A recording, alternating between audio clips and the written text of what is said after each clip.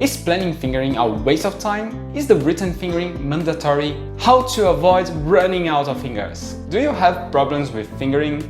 Do you wonder if this is worth paying attention to? Well, I'm going to answer my students' 3 top questions and show 5 techniques and a few examples of how I chose the fingering for a real repertoire piece. Question number 1. What is the fingering for? It organizes your fingers' choreography. It avoids collapses, dead ends, unnecessary tension, pain, and provides a good and reliable muscular memory. Second question.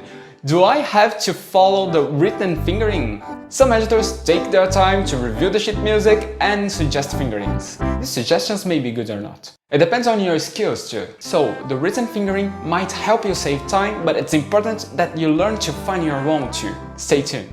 Counterpoint is always a fingering challenge because we must respect the voicing and phrasing. So at the beginning, for example, I wanted to favor the left hand's lower voice, so I started with fingers 2 and 3 to keep it as legato as possible.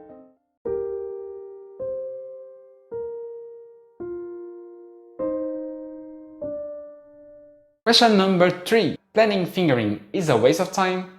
No! Forget that idea of if I'm not pressing the keys, I'm not practicing. Planning fingering helps you save time. Don't be afraid of wasting a few minutes on it because it will pay off. Here, for example, the left hand starts with an idea that is very similar to the beginning, but the progression and trill on the following bars change everything. And there is also an interesting opportunity for retracting the hand to keep it more comfortable.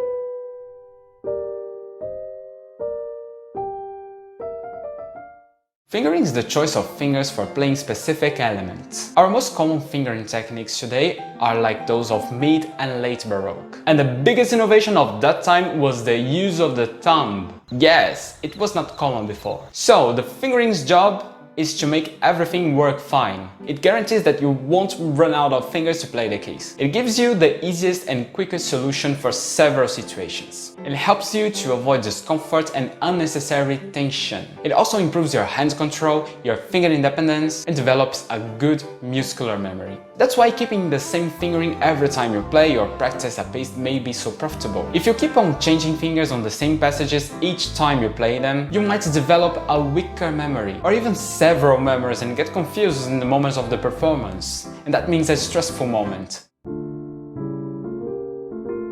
On this repeating sequence, I chose to play the last repetition with a different fingering for the left hand so I could make it more delicate. And this was possible because there wasn't a bass note there.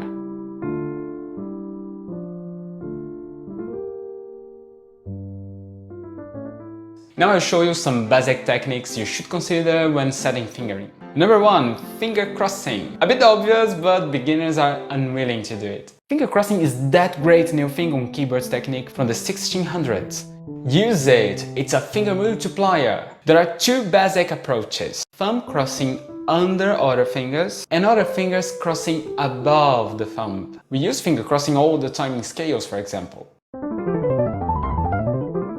There are a few polemic crossings, like the 4th above the 5th, but this is for another talk. Number 2. Avoid dead ends on black keys. This is why we normally don't use fingers 1 and 5 on black keys for quick passages. Of course, it's still useful for chords and octaves, but if you have a quick sequence with several notes and black keys, don't use the thumb or the minimum on black keys. Instead, use your thumb on a white key as a pivot for crossing when possible.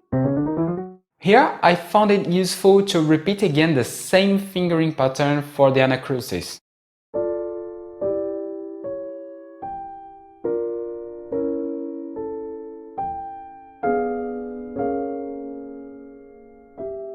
Number 3. Finger substitution. This may be another finger multiplier or a dead end avoider. This is when you press a key with a finger and then silently replace it by other. Very useful in counterpoint and in a huge part of the Baroque and Romantic repertoire.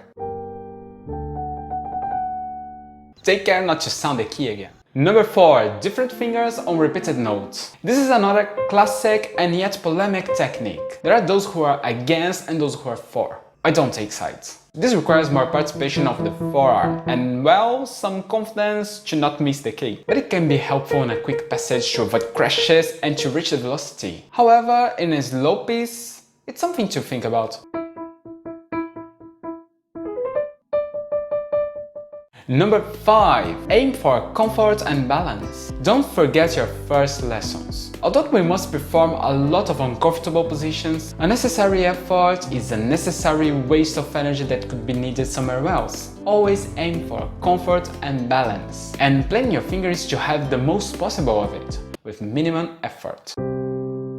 I hope you liked this content. This matter is not closed, and I'm still looking forward to know people's problems with fingering. We'll meet again. See you!